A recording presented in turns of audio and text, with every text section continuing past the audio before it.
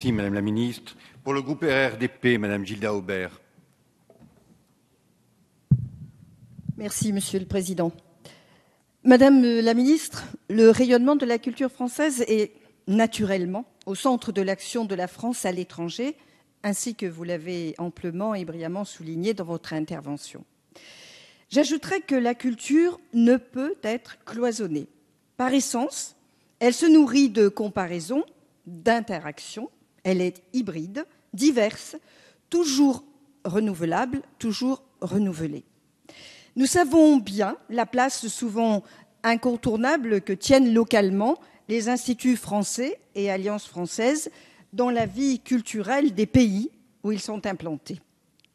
Ils constituent parfois le seul accès à la culture et à la création en tant qu'ouverture sur le monde. Au-delà de cette présence, je souhaiterais savoir, Madame la Ministre, ce que fait notre pays pour faire vivre la diversité culturelle, la stimuler et la promouvoir. Que fait-il pour construire des réseaux entre les créateurs? On ne peut en effet parler de culture sans citer les créateurs et ceux qui font vivre la création, qui suscitent réflexion et émotion. Il s'agit des artistes.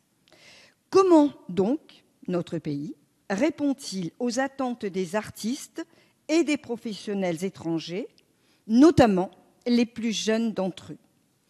Plus largement, nos actions sont-elles orientées de façon à développer l'économie de la culture afin que nos partenaires, en particulier du Sud, puissent bénéficier de la richesse de leur propre production culturelle?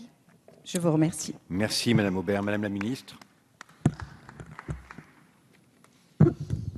Madame la députée, soutenir la diversité culturelle et le développement d'une économie de la culture fait partie intégrante des objectifs de notre aide au développement, comme énoncé d'ailleurs dans la loi du 7 juillet 2014 relative au développement et à la solidarité internationale.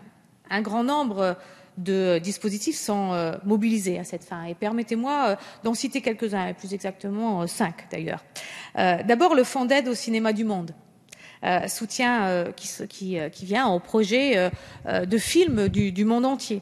La fabrique des cinémas. La fabrique des cinémas du monde, voilà le nom exact, permet à des jeunes réalisateurs et producteurs de développer un premier long métrage. Et ces premiers longs métrages sont effectivement l'occasion on aura l'occasion de pouvoir les voir au Festival de Cannes.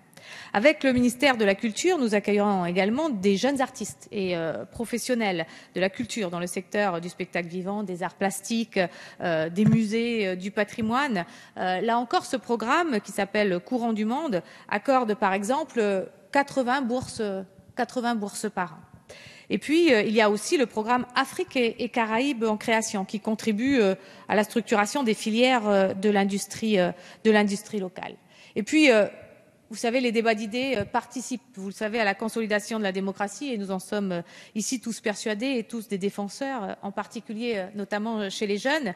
Grâce d'ailleurs au fonds d'Alembert, l'Institut français appuie l'organisation d'une 50aine de débats chaque année et je crois qu'il faut les encourager puisque la société civile, les partenaires locaux, publics et privés doivent pouvoir avoir ce type de rendez-vous. Enfin, nous sommes actifs sur les questions de citoyenneté, de médias et de gouvernance locale. Le programme Saphir Lab a été lancé et permet de nouer le dialogue de façon durable avec ou entre un certain nombre de jeunes issus de la société civile. Et je voudrais dire que j'ai été extrêmement heureuse de recevoir ici à Paris les jeunes qui se sont de la promotion 2015 qui se sont mobilisés autour de Saphir Lab, mais j'ai eu aussi surtout l'occasion de les revoir à Tunis et de voir combien le chemin parcouru et accompagné dans ce cadre est bénéfique pour eux.